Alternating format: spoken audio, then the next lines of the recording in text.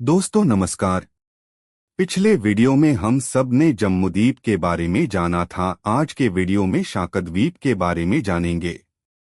Video शुरू करने से पहले आपसे अनुरोध है कि मेरे चैनल को लाइक और सब्सक्राइब जरूर करें।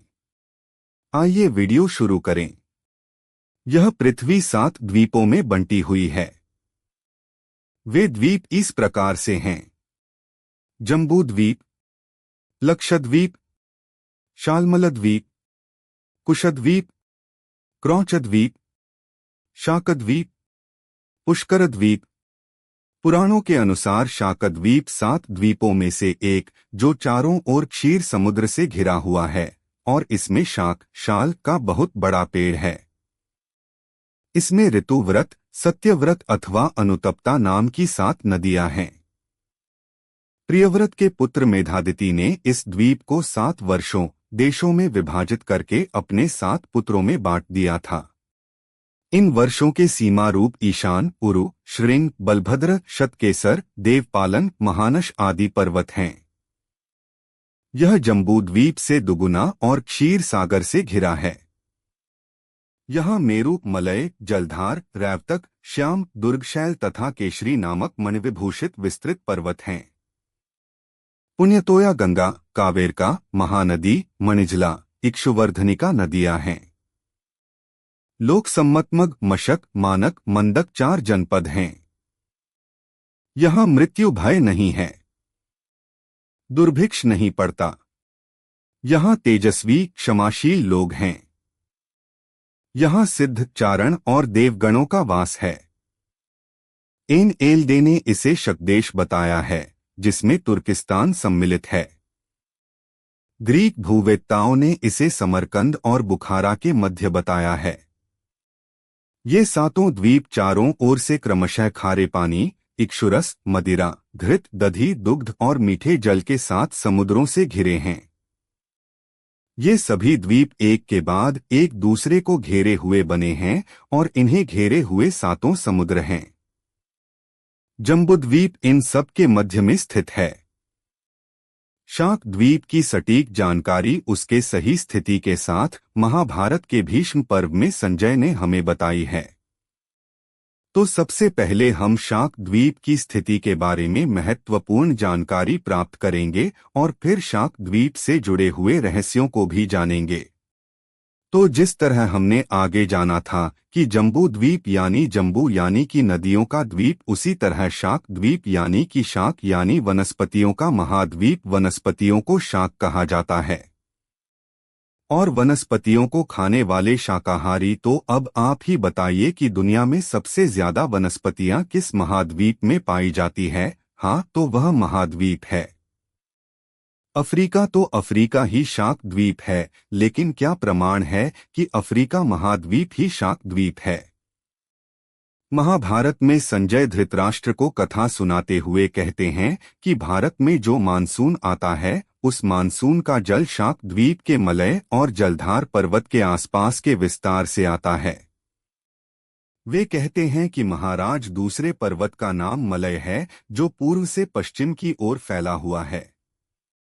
मेघ वहीं से उत्पन्न होते हैं, फिर वे सब ओर फैलकर जल की वर्षा करने में समर्थ हैं।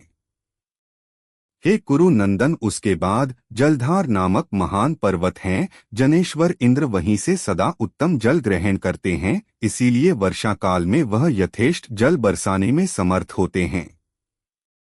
अब मौसम विभाग के वैज्ञानिक भी यही बताते हैं कि भारत में इसी मेडागास्कर के समुद्र के आसपास के विस्तार में से चलने वाली हवाएं ही मानसून लाती है, और इस तथ्य को कोई भी गलत साबित नहीं कर सकता।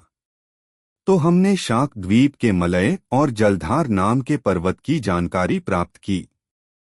मलय पर्वत को आज की मानी माउंटेन रेंज और जलधार पर्वत को एंड्रिनगित माउंटेन रेंज कहा जाता है। याद रहे कि यह शाकद्वीप का मलय पर्वत है, जम्बूद्वीप का मलय पर्वत नहीं है। अब आगे संजय बताते हैं कि शाक द्वीप में रेवत नाम का पर्वत है और उसके ऊपर रेवती नाम का नक्षत्र दिखाई देता है। तो भारत से देखने पर रेवती नाम के नक्षत्र का स्थिति अफ्रीका महाद्वीप पर ही आता है। तो यह एक महत्वपूर्ण जानकारी है कि अफ्रीका ही शाक द्वीप है। रेवत नाम के पर्वत को आज एयर माउंटेन कहा जाता है। फिर आगे शाक द्वीप के लोगों के रंग के बारे में बताते हुए संजय कहते हैं कि रेवत पर्वत के उत्तर में श्याम नामक महान पर्वत है जो नूतन मेघ के समान श्याम शोभा से युक्त है। उसकी ऊंचाई बहुत है। उसका कांतिमान कलेवर परम जल जनपद शवर वहां रहने से ही वहां की प्रजा श्याम को प्राप्त हुई है। तब धृतराष्ट्र को बहुत आश्चर्य हुआ। धृतराष्ट्र बोले, हे संजय, यह तो तुमने आज मुझसे महान संशय की बात कही है। भला वहां रहने मात्र से प्रजा श्यामता को कैसे प्राप्त हो गई? तो संजय इसका कारण बताते हुए कहते हैं कि संपूर्ण द्वीप में गोरे और काले तथा इन दोनों वर्णों के लोग रहते हैं। हे भरत श्रेष्ठ, मैं आपको बताऊंगा कि वहां पर रहने वाले लोगों की श्याम का क्या संबंध है। तो वहां पर रहने वाले लोग भगवान कृष्ण के तेज के कारण श्याम को प्राप्त हुए। तो आप जानते ही हैं कि अफ्रीका में ज्यादातर लोगों का रंग काला होता है और अफ्रीका में आया हुआ यह श्याम पर्वत, जिसे आज हगर माउंटेन्स और हॉगर पर्वत भी कहते हैं, यह पर्वत बिल्कुल काले ग्रेनाइट पत्थरों से बना हुआ है और यहाँ पर रहने वाले लोगों का रंग भी काला है। और कुछ इलाके जैसे कि अरब में गोरे रंग के भी लोग रहते हैं और इन काले लोगों का संबंध भगवान कृष्ण के साथ संजय ने बताया है। तो इससे भी यह बात साबित होती है कि अफ्रीका खंड ही शाक द्वीप है। अब आगे संजय शाक द्वीप के सबसे मुख्य पर्वत मेरू पर्वत की बात करते हुए कहते हैं कि वहां का प्रधान पर्वत है मेरू, जो देवताओं तथा गंधर्व से सुशोभित है। तो मेरू पर्वत यानी सबसे ऊंचा पर्वत, इस बात को हमने जम्बू द्वीप वाले वीडियो में जाना था। हम जम्बू द्वीप वाले भले ही भूल गए हो कि माउंट एवरेस्ट ही मेरू पर्वत है, लेकिन शाका द्वीप वाले लोग अपने मेरू पर्वत को नहीं भूले हैं। अफ्रीका खंड का सबसे महत्वपूर्ण और सबसे ऊंचा पर्वत किलिमंजारो माउंटेन है। इसी पर्वत से 70 किलोमीटर दूर माउंट मेरू नाम का पर्वत है। यह दोनों पर्वत ग्रेट रिफ्ट वैली के अंतर्गत आते हैं। और महत्वपूर्ण बात यह है कि लोग सबसे ऊंचे किलिमंजारो माउंटेन के पास वाले पर पर्वत को माउंट मेरू नाम से जानते हैं। तो यह बात भी यही साबित करती है कि अफ्रीका महाद्वीप ही शाक द्वीप है। संजय आगे बताते हैं कि हे कौरव राज, वहां श्याम दुर्गशैल नाम का पर्वत है। उसके बाद केसर पर्वत है, जहां से चलने वाली वायु केसर की सुगंध लिए बहती है। अफ्रीका खंड में आए हुए मोरक्को की लुन सैफरन वैली के पर्वतों पर केसर की भरपूर पैदावार होती है, जैसा कि हमारे कश्मीर में होती है। मोरक्को का यह केसर दुनिया में फेमस भी है। अब आगे संजय बताते हैं कि उसके आगे महानश नामक एक पर्वत है। वह उस द्वीप की लंबाई और चौड़ाई सबको घेर कर खड़ा है। तो अफ्रीका महाद्वीप का एटलस पर्वत सबसे लंबा और चौड़ा पर्वत है, जो 2500 किलोमीटर तक फैला हुआ है। तो संजय ने शाक द्वीप के बारे में जो जो बातें बताई है, वह कितनी सही साबित हो रही है। महाभारत एक सच्चा ऐतिहासिक ग्रंथ है।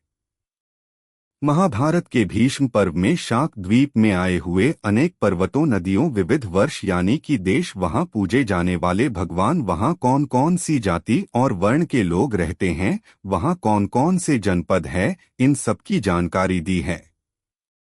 संजय कहते हैं कि महामेरु पर्वत के समीप महाकाश वर्ष है। जलद या मलय के निकट कुमुद उत्तर है। महाराज जलधार गिरी का पार्श्ववर्ती वर्ष सुक्कुर बताया गया है। रेतक पर्वत का कुमार वर्ष तथा श्याम गिरी का मणिकांचन वर्ष है। इसी प्रकार केसर के समीपवर्ती वर्ष को मोदानकप है। वह उस द्वीप की लंबाई और चौड़ाई सबको घेर कर खड़ा है। राजन भरत नंदन वहां सिद्धचारण और देवता जाते हैं। वहाँ के चारों वर्णों की प्रजा अत्यंत धार्मिक होती है। सभी वर्ष के लोग वहाँ अपने अपने वर्ण आश्रमोचित कर्म का पाल करते हैं। वहाँ कोई चोर नहीं दिखाई देता। उस द्वीप में अनेक पवित्र जल वाली नदियां बहती हैं। वहाँ गंगा भी अनेक धाराओं में विभक्त देखी जाती हैं। कुरुनंदन भरत श्रेष्ठ उस द्वीप में पुण्यतोया गंगा, कावेरका, महानदी, मणिजला, इक्षुवर्धनिकांदिया हैं। उस द्वीप में लोक सम्मानित 4 पवित्र जनपद है।